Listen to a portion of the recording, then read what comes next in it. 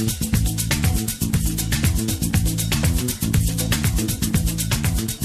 everyone, my name is Miriam and I'm here with the Caribbean Voice TV at the Jollof Festival 2017 in Dumbo, Brooklyn. And as you can see, the line is pretty legit. And for those of you who are unsure what jollof is, it's an African dish. It's a rice-based dish that everyone is obsessed with. You have the Nigerian version, Ghanaian version, Cameroonian version, all sorts of versions. I might be a little biased and think the Nigerian one is the best. However, we're gonna find out inside how everyone feels about it. So come on.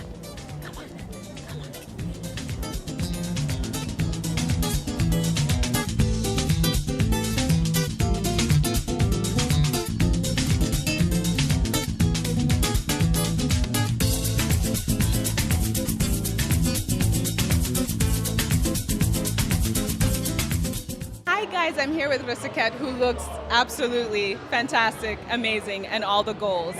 Thank you for taking the time to be with us. Thank you for being here. We're really excited. So can you tell me a little bit about the Jollof Festival, how it came about, and your part in it? So I'm an implant. I actually am based in the DC metropolitan area. I was called when Afropolitan Insights, Ishmael Osekere, who's the founder of this, was looking for someone to help get the DC Ankara Bazaar going. And we just headed off. I ended up hosting, and then I gave him some feedback. He's like, well, I'm thinking about doing a Jollof Festival. And as a Nigerian, nothing makes me more happier than jollof rice. So I was like, yeah, let's talk about it. So they did DC about almost 3 weeks ago. It was really successful. And when they decided to do New York, he's like, will you come up and host? And I was like, yeah. Actually, let me not lie. I was like, I want to host New York. So I pushed my way in, and he let me. Nigeria won in DC. No surprise there. But I think we got stiffer competition with this one, so we'll see what happens. And what are your favorite things to have in jollof rice? So I'm a traditionalist. I'm old school. Nothing. No vegetables, no meat. Meat can be on the side. I just need the rice to be red and to have a nice little texture and not mushy, and it has to be really spicy. So it's all about the herbs for me. So my mother used to cook, she used to use rosemary and thyme. And she used to, and I have to say, it's a shame. I can't cook jollof rice to save my life. It's the saddest thing ever. My aunt has tried to teach me. I absolutely suck at it. I've accepted that I will always be a buyer of jollof rice, never a maker of jollof rice. But my mother's recipe was just magical. It would be like there's onions, there's tomatoes, there's some cans, and then 20 minutes later there's rice. And it just was magic. And it was plain. There was no extra. So if you wanted fried rice, you put your mixed vegetables in the fried rice. But jollof rice was just red, maybe some onions, that's it. All this other newfangled stuff people are doing, I'm not here for it. Not gonna lie. What has been your favorite thing about the festival so far? You know what, I have to admit, probably because I'm a Sagittarius, I like the banter, like the back and forth talking and smack. And what is fascinating to me is Ghanaians and Nigerians, we're at each other's throats, and we didn't even create the rice. We're just mad. We're over here like, no, I'm the best, I'm the best. And I'm like, but this isn't ours, right? And it's fun. One of the things I said to someone else was that there's this tendency to make African food, I don't know what African food is. I have no idea what that means. Africa is not a country. And so the beauty of this festival is that it really allows each country to stand out. And it allows us to celebrate the diversity. So you can have rice all day in these different ways. And while Nigeria will be the best, of course, you will have this great variety of things that you get to experience. And we get to kind of push back on Africa as this mishmash of everything. So I love the camaraderie. I love the lighthearted banter. Some of the Ghanaians were a little rough in DC. It was funny. They was going real hard. But I love how intense it is, and I love that at the end of the day we all get to laugh. And I think the part that makes me feel the most proud is how much money is being generated within the African space. When I think about the economy, the scale of the economy, when you think about all of the Africans that are part of this and how much money is being generated back into those communities, that's, I think, the part that really, really makes me happy. There's always this talk about buy black, this, that, and the third, but we never talk about just how to support black creativity. This is a way to support black creativity as a whole, and a way to really highlight our unique perspectives and what we can do when we come together. So the numbers for DC were bananas. The numbers for New York, I think, are like double what DC was. in terms of tickets sold. And so what we're seeing is that there's a need for this kind of programming. We're seeing that people want things that are being created with an African-centered perspective, not just slap the continent outline on it and call it Africa, but this becomes something that you feel that is authentic. Because that's the other thing. Africa tends to be treated like this romanticized thing. This grounds it in reality. You know what I'm saying? When you're dealing with food, food doesn't lie. It either is or it isn't. And so we're dealing with the reality here that I think is important, but it also is it's energizing. Like, I'm hyped. I'm like, yo, let's get it going. It feels good to see particularly African folk being pulled into this space. Because I do think there is this tendency to sort of say, oh, I love Africa because it gives me a sense of identity, but I don't really deal with Africans. So in this, if you want to eat jollof rice, you have to deal with an African. So this way, everybody's brought into it, and you get a chance to experience it on the terms of the people that are making the food. And especially in this age of gentrification and cultural appropriation, where people just, let me remix and deconstruct jollof rice, it's important that we own our stories and we own our own culinary properties. I'm done preaching now. I ain't mad at this church. You can preach all day, girl. Preach it.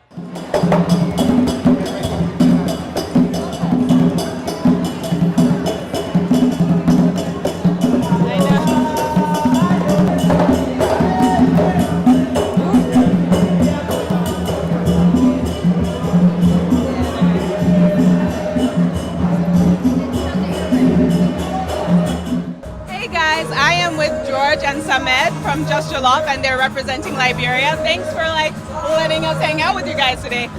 We had some of their jollof earlier. I'm Nigerian, and I have to tell you, I guess it was good. It was maybe fantastic. I don't know, but I would love to hear about your company, what you guys do. So can you tell me a little bit about Just Jollof? Well, Eat Just Jollof is we specialize in jollof rice, different variations of it, and what we look at doing is just pop-up shops via Instagram, catering, and then we'll have a main location in Philadelphia coming soon. All right, so you guys are from Philadelphia. And can you tell our viewers what jollof rice is? I mean, if it's Liberian jollof rice, is great. I don't know how else to explain it. So can you tell us a little bit of what are the ingredients, how it's made, how's jollof rice made? I'm gonna let Simon. All right, so basically we try to be versatile with things a little bit. What we have here, from the one you try, we have a meat lover jollof. Because traditionally Liberians, we like meat in our jollof. We don't like our jollof. We like the mixture of chicken, shrimp, beef. We like that little mixture because it gives it that just that love when it comes to meat lover. And we also did a vegan jollof, which has kidney beans, cabbage, and it tastes as much as that. The same sauce that it's made from. It's just that we want to be versatile with things for people who are vegans and people who are meat lovers. So that's basically it right there when it comes to Just Jollof. We're from Philadelphia. Just Jollof just branched off not too long ago. We're just trying to give people the joy of Liberian jollof and enjoying it to the fullest. that's awesome. And so if there's anything you would want people who have never tried jollof rice to know or understand about jollof, what would you want them to know? If someone's like, hey, I've never tried jollof before, what would you want them to know? Well, when it comes to, I'd say mainly West Africa, when you want to try African food and get a start from somewhere, when you want to get a start from somewhere, jollof rice is the perfect intro when it comes to African food. From there, you can trickle down or up to wherever you want to go, but jollof is the way to go, okay? Thank you. Hi, right now we're with Bintu from Nafis. Thank you for having us. Hi, thank you. So can you tell us a little bit about Nafis, what you guys do, the food that's here? Yeah, so we're from Senegal and Mauritania. So it's really like the north of Senegal. But Nafis is my mother, and she creates sauce. We together kind of work into food industry. So we have a hot sauce, we have the traditional peanut sauce from West Africa, and we got accepted at Whole Foods, so it's a big deal for us. So come support us. Only 4 Whole Foods for now, but we're in there. And so I'm presenting patties, kind of pie, samosa. We all have our little pie, or so this is like beef, chicken. So it's like a variation. It's kind of a modern twist into traditional patties. Yeah. Awesome. That's fantastic. And what is your best-selling Nafis hot sauce? It's the mango. That's what I brought it. The mango is like habanero, it's tamarind, it's made with fresh mango. So everything is made traditionally exactly the way we made it. There's no preservative or anything. And then our best seller also is the peanut sauce. So if you never had African peanut sauce, this is it. This is like to me, it's the traditional African dish that you can get. So we all have peanut. So we have the beef. This is like a smoky beef. I always use organic product. So I use beef and smoking tomatoes. We have a jerk chicken, which is funny. It's everybody, why is jerk chicken? We use a lot of the same spice, like we have pimento and a lot of scallion and things like that. So it's kind of my version of jerk chicken. And then I love the Caribbean anyway. And then we had a curry fish. In my country, we have a lot of curry, turmeric also, because we're in the north. So we have a curry fish with yuca, cassava. And then we have a vegetable, but we have like roots vegetable. All the vegetable you can find, yuca, sweet potatoes. And then we have the broken rice. So that's something we use a lot. It's a tiny broken rice, and it's really a lot of flavor. And that's traditional in Senegal. We use it a lot. I think we're kind of the only country that use the broken rice, but it's not. And then we have the traditional okra veggie. So I did a veggie meal because I know Africa is like a lot of meat and luscious. Everybody want to show the meat. But it's heavy food sometimes, and you probably, want to go to the healthy version of African food also. And and then you get to sample the sauce also. So, yeah. So what is your favorite dish? Like if you had to be on a deserted island by yourself and you could only take one of these delicious dishes with you, which would it be? One of my dishes? Yeah. Okay, I think the curry fish. Okay. That's my love. I use codfish, cassava. It's just really a lot of things. And you remind me everything, like the Caribbean, Africa, it's really a lot of flavor, and that's my favorite thing. Yeah. That sounds good to me. Really good to me. Thank you, guys. Thank you so much for having us.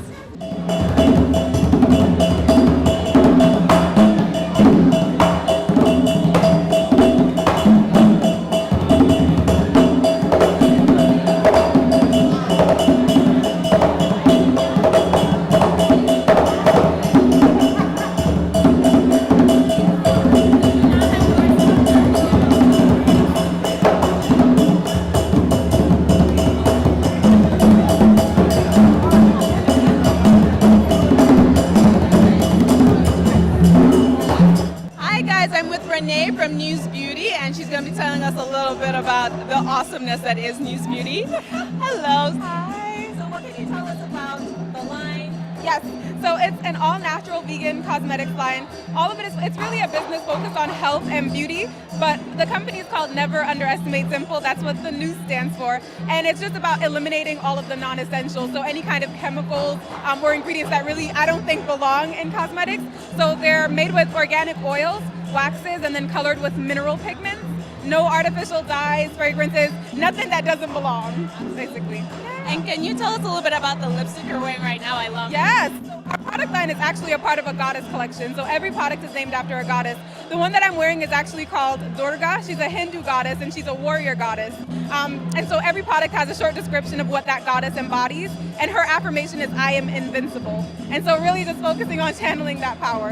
Yeah. I can co-sign with that 1,000%. And which one of your products is your best seller so far? Best seller, I would say it depends on if you like nudes or bright colors. So in the neutral family, I would say Terra is one of the most popular. It's an earthy brown that looks good on just about everyone, and it's an easy day-to-day color.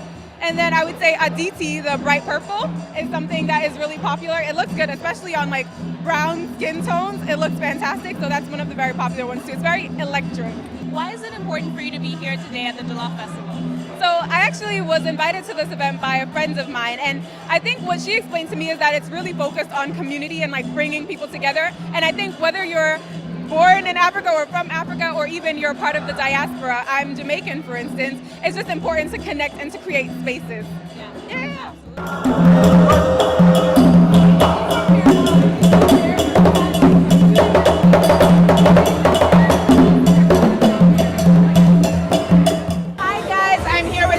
From Diaspora Africa, who's being super sweet with the microphone right now. Thanks for having us. Thank you for asking. Sure. So can you tell us a little bit about Diaspora Africa? Like, what is it about? How did it come about? Awesome. So this company was started with me and my mother a little over 2 years ago when we went to Senegal in West Africa. We were inspired by seeing the movie Hidden Colors. I don't know if any of you guys have seen it, but check it out. Awesome movie. And it just made us realize that we've been confused, we've been fooled. You know, Africa is a different continent than what we thought it was. So we went there, we met some people, we went to the city, we went to the country, we made some connections. We came back with some products, we came back with some materials, we came back with ideas, and we went to events, festivals, whatever we could to try and get the name out and get the word out. Diaspora Africa, which is the name of my company.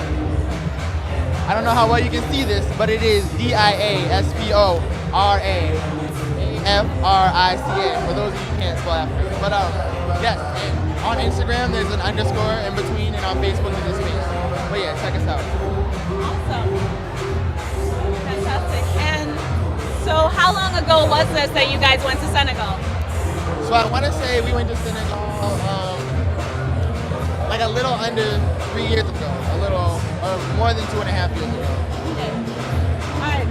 And what was it about the Jollof Festival that made you go, we need to be here today, we need to be here representing? Like, what was it about the festival? So, I love New York. I'm actually originally from Boston, Massachusetts, and that's where this company started. But I love New York. Every time I come out here, I get a lot of support. I see a diverse group of people, like this gentleman who just walked in front of our interview, and this other gentleman who doesn't realize he's about to do it too. What was it about the Jollof Festival that made you go, man, we have to be here today? Absolutely. So first off, Ishmael hosted it, and he always throws amazing events. As you can tell, the music is bumping, you know, the people are uplifted, always great food, great other vendors. I love the people that I meet at these events. But also, yeah, the fact that it's here in Dumbo. I love just New York in general. You know, it's a great crowd, great energy, and I think these people need some of this stuff. You know, y'all need some culture. Y'all walking around here buying Jordans and Converses. You know what I mean? Where's the Ankara print shoes at? You know what I mean? Where's your culture? I don't know if you can get these on the camera, but we got the kicks, y'all. Come on, come through looking fly. So I gotta come out here and, you know, do my best with the best. That's why I came out here to this festival. Awesome. And so far, do you have a favorite jollof? So, I've only tried one. It was amazing. A lot of fresh cucumbers and other vegetables that I didn't know what they were. They were delicious, right? It was kind of spicy. And I think it was the Nigerian. We're gonna say it's Nigeria, regardless. So that one's my favorite. Thank you so much, James. You're welcome. Thank you very much. Hi guys, I am with Erin here with Arctic Zero. Thanks for having us. Thank you very much. So, tell me about Arctic Zero and how many flavors you guys have. Arctic Zero is a fit frozen dessert. It has no lactose in it at all, no fat, high in protein. This is our cake batter, but in stores we have 16 different flavors. So what is your favorite flavor? Do you have a favorite flavor? I do. I love the snickerdoodle. I love That sounds delicious. And why are you guys here today at Jollof Festival? Like, what made you go, we have to be here, this is going to be amazing? I saw the event on Eventbrite, and I reached out to Ishmael, and I thought this could be a great venue to have Arctic Zero and really pair well with some jollof, and I thought it'd be a big hit. So, have you tried any jollof yet? No, I'm very excited to get some. Okay, I'm just going to tell you, maybe I'm biased, maybe I'm not. Try the Nigerian jollof. There might be a reason for that. All right, I'll give it a shot, yeah. There's no reason. All right, so I'm trying Arctic Zero's cake batter. Ooh, good. I'm so happy it's good because I was like, man, I hope this is great. It's actually really good. And where can you find this? You can get it in Whole Foods, Westside Market, Target, all the major grocery stores carry them. All right, one more time. Where can we find Arctic Zero? You can get them at Westside Market, Target, Whole Foods, all your major grocery stores have them. Do it. Do it now.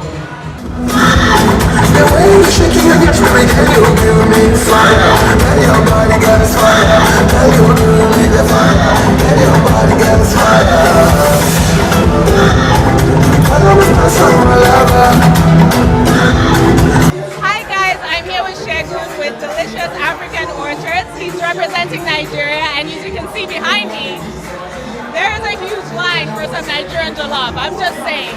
Thank you for having us. Thank you very much. I really appreciate it. So can you tell us a little bit about your company? Oh, we are a catering company in Brooklyn, New York, and what we do is we cater events, weddings, baby showers and all that. And what can you tell me about Nigerian jollof that sets it apart from every other jollof rice? Nigerian jollof is the best, no competition whatsoever. And at your company, what is your best-selling food item? Jollof rice. I'm just saying. And what made you, I mean, outside of the fact that it is obviously the Jollof Festival, what else made you go, man, we need to be here today, we need to be here representing Nigeria? Yeah, because Ghana has been making a lot of noise all this while, and you know, want to tell them who's the boss. I think it's official. I think the people have spoken. Thank you so much, Jason. Thank you very much. I really appreciate it. We appreciate you.